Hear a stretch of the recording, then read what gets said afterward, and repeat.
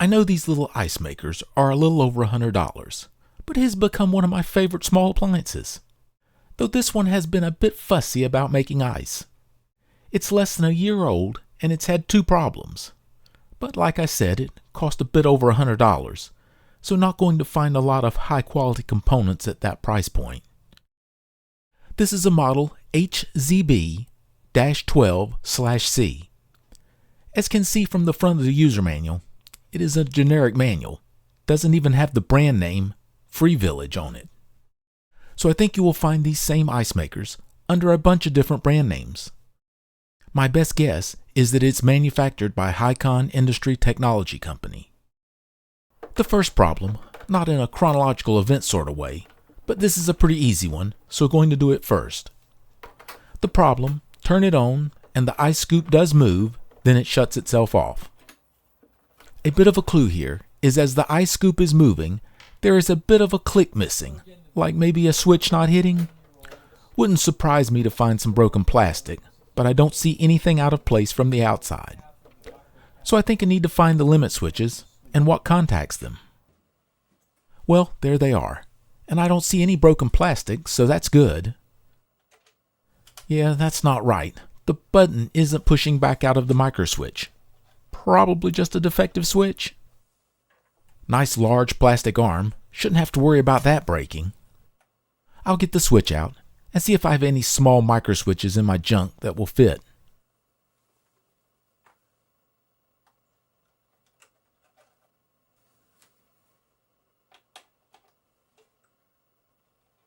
That is some soft plastic these screws are in. I'll have to be very careful tightening screws in this thing. So much of the plastic is so soft. Well, no luck from my switch box, but Amazon looks to have stacks of them. If hunting for the cheapest switches around, no better place than eBay and Amazon, it looks like. I'll order some and hopefully get back to this in a couple of days. A bag of 10 switches for $10. Figured I'd get a few extra. Need to have some of this size on hand anyway. These replacements have all 3 terminals. I'll just be using the common and normally open terminals. I'm just going to lightly snug up the screws. The plastic is so soft that it wouldn't take much to strip the holes out.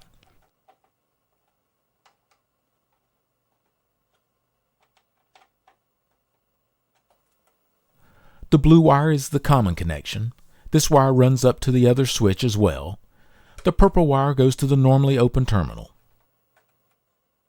Solder them in place. Maybe a little too much heat for such a cheap switch, but the plastic didn't melt, so maybe I'm good. Okay, let's see if that takes care of the problem. Let me get it plugged in.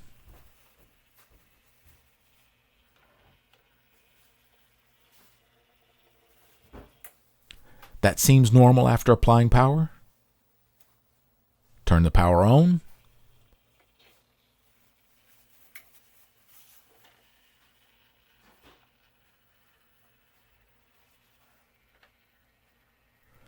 Moved in position and started pumping water. I think that took care of it. And I've got 9 more switches. Don't think the plastic screw holes will hold up for that many switch changes though. Maybe just got a bad switch. I'll have to pull the defective one apart and see what I can see. An easy and cheap fix. Hardest thing about it? Getting to the switches. But worth the effort, I think. The ice full problem, when there's not a sliver of ice in it, is going to be a bit tougher to track down. Let me get some water in it.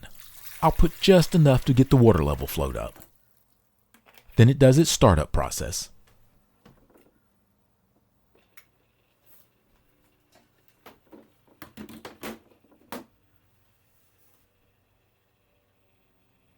And there we go. Ice full and there's no ice in it. Now this problem started out as an intermittent problem. I would say it started after about a month in use, but it did it like one time then went back to working.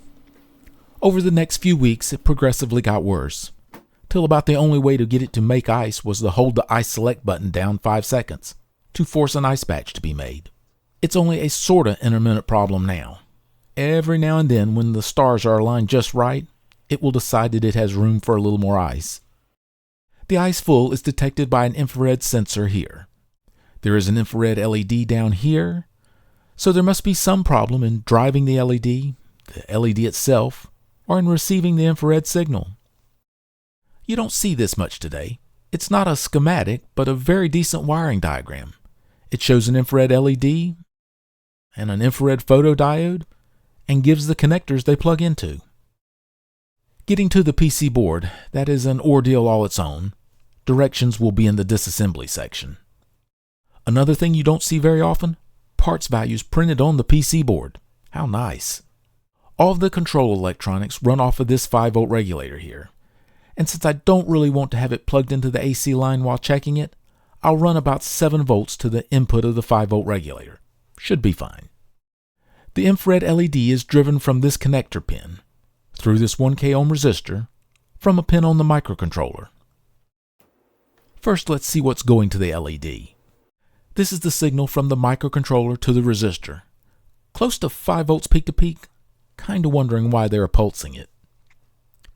And this is the signal to the LED, so I'm getting a voltage drop across the resistor, so current is going to the LED. Only about 1 volt across the LED. That seems a tad low, but being driven through a 1K ohm resistor, it could be fine. LED might be bad, or it might not.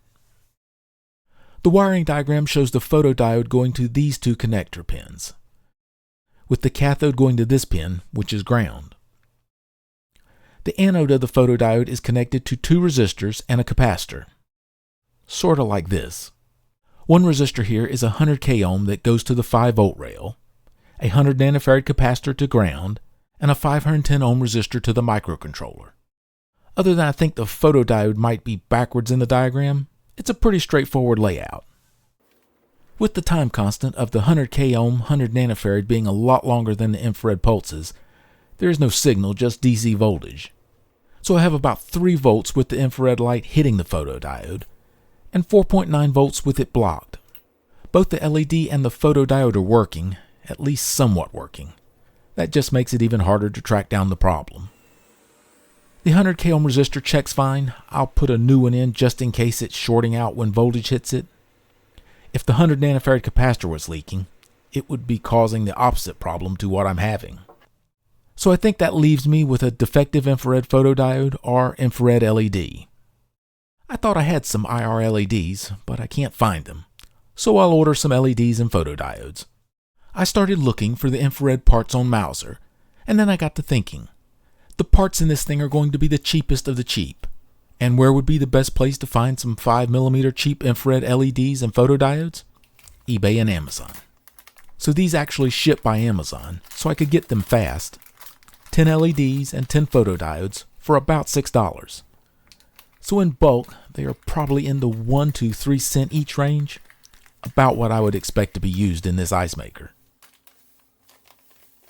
I'm going to make me a little test setup to see if these parts will work with the values in the ice maker.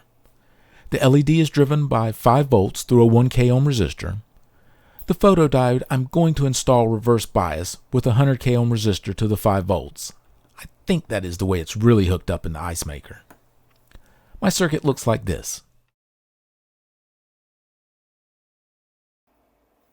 So that seems to work. My LED and photodiode are about an inch closer than in the ice maker, but that shouldn't make too much difference. With ice, seems to do good. Gives me almost as much voltage as when blocking with my finger, so it should work. I'm going to use this to try and determine if it's the LED or photodiode that has gone bad in the ice maker. Here I am checking the voltage at the photodiode side of the 100K resistor. With the suspect parts, I get 4.9 volts with the IR blocked, and 3 volts with the path open. Not near low enough. First thing I'm going to try is put my new infrared LED in front of the one in the ice maker and see what the voltage does. So when I move the new LED in place, the voltage drops to less than 0.2 volts, which is great. I think that means the photodiode is okay and the LED is the problem. So maybe I'll only have to change the LED. And as both the LED and photodiode are glued in place, only having to change one of them will be nice. The LED is mounted in this plastic piece. Getting to it is covered in the disassembly section of this video. The LED is held in place by what looks like hot melt glue. Has about the same texture as hot melt glue, maybe a bit more on the sticky side. I'm using a thin flat blade screwdriver to break the glue loose from the plastic housing. It's not adhered to the plastic that well. This plastic is just so soft it's hard not to damage it. I'll remove the glue from the wires, trying not to cut into the wire insulation. There is a bit of heat shrink on the leads. I'll cut that off. I'll cut the wires right where they crimp to the LED leads. Strip about 1/4 of an inch of insulation from the leads. I'll get 2 pieces of the smallest heat shrink tubing I have. Cut it to the length to cover the LED leads and a bit of the wires. I'll put the heat shrink on the wires, then see where the end of the wires align at, and I'll cut the LED leads to the length I need. I'll bend the leads very close to the LED body, probably about 1/16 of an inch away. Closer than I would like, but have a very tight space to install the LED in. The white wire is attached to the cathode of the LED, and the brown wire goes to the anode.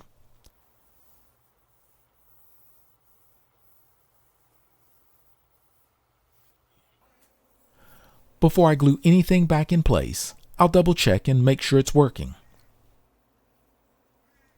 I like those readings. So it was a defective infrared LED. Could change the LED and photodiode without pulling the case off of this thing and pulling it all apart. Would have to be very careful not to damage the water connector on the LED side, but it could be done, saving all of the disassembly time and effort. In pulling out the old LED, it looked like there was some white silicone around the edge of the LED, no doubt to seal out the water from getting to the LED leads. So I have some neutral cure silicone, Dowsil 737. It can be used on electrical connections without worrying about it corroding the metal. So I'm going to put a little bit of silicone around the inside and on the lip of the hole the LED fits in. Then I'm going to put silicone around the base of the LED leads. I've never found hot melt glue to be a great sealant, so hopefully the silicone will keep any moisture from wicking up the LED leads. I'm putting it on pretty thin, otherwise it just takes so long to dry. If you don't have any neutral cure silicone, don't use the construction grade silicone on the wire leads. Can use it to seal the LED into the hole, but keep it off the wire leads. Just let the hot melt glue seal what it can. I will use hot melt glue to hold the LED in place. We'll let the silicone dry a couple of hours before potting the area with the hot glue. I'll also use a couple drops of hot melt glue to hold the wires in place. Could just as easily use some tape. The parts didn't cost much to fix it, but was a bit of work to track down the problem, and a little effort to replace the part. Still, a cheap fix to get it running again. But can it last 6 months without something else breaking in it? We'll see.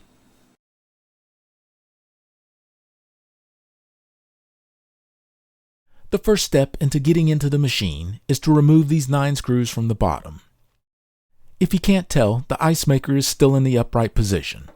I will remove and install these screws with the machine hanging over the edge of the desk. This ice maker has a small compressor in it, and the last thing I want to do with it is turn it upside down. So it will stay in the upright position through all checks and repairs. Next is the plastic trim around the water storage. There are 4 plastic buttons that have to be removed. I used a tiny flat blade screwdriver to pry them up. They are soft plastic, so I did do a bit of damage to them. After the buttons are removed, the trim will just lift off. Then the metal front can be removed. Careful, as the edges are pretty sharp. It's very thin and easy to bend and dent, and a dent would just make it look bad. Next is to remove the lid. These 5 screws have to be removed. After the screws are removed, there are 2 clips located here and here. The clips can be released with a small flat blade screwdriver or other small pry tool. Once the white inside cover is removed, then the see-through flap can be removed. This connector has glue holding it in place, so safer to remove the PC board by removing these 2 screws, then can peel the glue off of the connector and disconnect it, as the connector is going to have to pass through a hole in the lid to get the lid out of the way. The lid is held on by these 2 bushings here. The bushings just pull out. They have slots in them, so both sides are the same. The wires will just slide through the slot in the left bushing so the bushing can be removed. Then it is a bit of a tight fit, but the connector will fit through the bushing hole, allowing the lid to be put aside. There are 4 more screws holding the case in place, located here. 2 of them can only be accessed after the lid is removed. After removing all the screws, there is one pretty heavy-duty plastic clip located here, right in the lower center back of the machine. It takes a bit of pressure to pry this clip apart. One point to be careful with when removing the outer case. There is very little clearance for the wires here, so take care not to pinch the wires between the plastic pieces. Accessing the optic parts and the ice dumping parts is not too bad. These 5 screws have to be removed. Each plastic side cover has a plastic tab here. The tab is quite stiff and takes a bit of pressure to release. To remove the right side piece, the evaporator unit has to be lifted a bit. There's just enough clearance to move it out of the way to get the side plastic piece off. Be very careful not to bend any of the tubing going to the evaporator. To safely lift the evaporator, the left side piece will need to be removed. Gives a bit more room for the tubing to move. Also, the water tube is connected at the rear of the right side piece, limiting how far it can be moved. The clear tube just pushes into the silicone sleeve, so it can be removed. A little tough to get back in place, but if that silicone piece tears, probably no getting a replacement. This right side piece has the water tube and 2 wires that connect to the LED on it. This left side piece has 4 wires, 2 for the limit switch mounted to it, and 2 for the photodiode. To remove the ice scoop, first the 2 previous plastic side pieces have to be lifted. Then the scoop motor has to be removed. Marking the correct mounting holes on the motor bracket would be a good idea. Then the scoop just rotates around and lifts out. There is only 1 metal bushing, and it goes at the motor end. The control board is located in this black box, and this box is really tucked in there. Only 1 screw holds the box in place, but the wires restrict it from being pulled out. I'll cut the nylon ties as I get to them, but the AC power wires are the primary problem. There is just no slack in them. I'm going to remove this brace. The control board box can be removed without removing the brace, but I want to have a better view of the wire routing. There are 3 screws that hold it in place. These 2 into plastic, this one to the bypass valve. Also, a temperature sensor is tied to the brace here. The screw that is at the bypass valve is in very tight. I can't say I like the AC power wires rubbing in between the copper pipe and the compressor case. The compressor is going to vibrate quite a bit, and that is not good for wire insulation. In fact, I see a bit of wear on one of the neutral wires. I've got to get some slack on the power wires. The 2 to the compressor are really tight. I'll remove the spring clip holding the plastic cover for the compressor terminals. And I will unscrew the power cord strain relief. The quick disconnect connectors have some dimples pressed into them, making them very difficult to remove. They're not tight, just the little press spots keep them from coming off. I'll try not to put too much pressure on the terminal block. They need to come off though. Got to have more slack to get the box out, and I really want to reroute the AC power wires away from the compressor. No reason for them to be rubbing up against it. Once I have a bit of slack on the AC lines, can remove the control box. The cover just snaps off.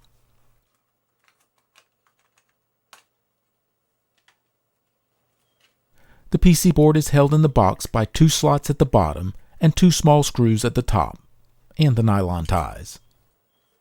Now have access to the control board for testing. For the most part, putting it back together is the reverse of taking it apart, but there are a few things to look out for. A few notes for assembly of the control board. The non-sleeved wires and the temperature sensor wires route out of this slot, and a nylon tie holds them in place.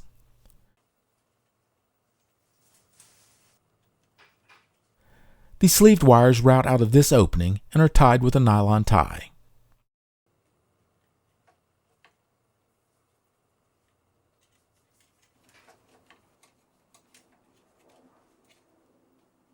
All of the AC power and compressor wires are routed out of this slot, and I'll put a nylon tie on it once the box is back in place. Once have the wires routed, can snap the cover on. You can kind of feel when the front of the box is in the right spot.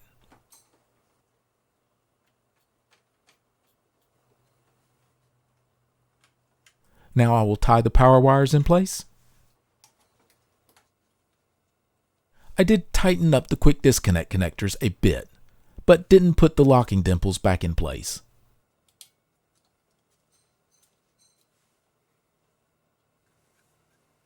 The cover is not a tight-fitting cover.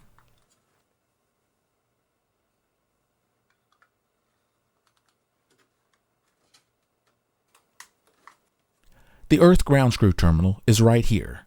The ground wire is attached by the screw with the locking washer, and it's attached pretty tightly. I did reroute the power wires to keep them off of the compressor. I'm not sure why they were routed the way they were, maybe EMI reasons, but I don't want any wires touching the compressor. It's mounted on rubber feet for a reason.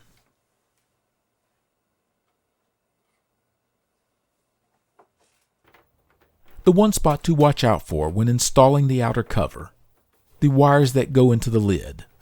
Have to kind of move the case around them at an angle as to not pinch them. There is almost no clearance, and they are very thin wires. Once get the top past the wires, then can align the bottom and snap it in place. That back clip holds it very nicely. Even though the bottom screws were the first to be removed, I think it is best to go ahead and put all the bottom screws back now. That way the case is held in place properly. The 4 screws that go in the top go into some very soft plastic, so don't need to put any more stress on them than is necessary. Now probably the most difficult part of putting the case back on is in the installation of the front metal trim. There are grooves all the way around that it fits in. The side grooves are barely there though, and it's sometimes tough to get it to stay in its proper position. Really the only aggravating part of the reassembly. I just kind of work from one side around to the other, using the top plastic trim to hold it in place. Put the plastic buttons back, and the front trim is complete. Before the lid goes on, make sure the outer case is fully seated, and these 4 screws are snug. Again, really soft plastic, so no need to put much torque on them. Now the lid. Feed the connector through the left bushing hole.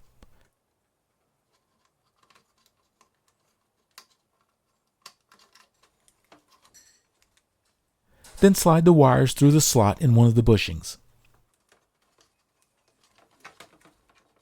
The bushings just push into place. They don't really snap into place. More like a slightly snug slide fit. The white inner lid holds them in position.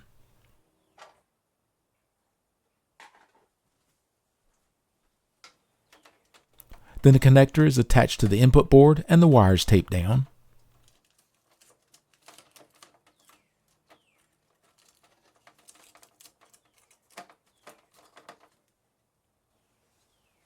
There are 2 pieces of the lid left to install, the white inner lid and the clear flap. I found it easier to install the 3 lower screws, holding the bottom of the white inner lid in position. The 2 top screws are out and the 2 clips are loose at this point. That leaves enough play to slide the clear flap into position, pop the clips in place, and then install the last 2 screws. So something mechanical went wrong with the micro switch. Let's see how it's made. Cover not even glued, just pushes into place. Well, with the cover off, it now works. Wait, I think I may see a problem. Let's see if I can get the guts out of it. Okay, all the little pieces out. Yeah, that should not be broken like that. Probably just a flaw in the metal, and it just fractured there. At least I hope that's what it is. Just bad luck on this one. Well, let's see if it can make some ice.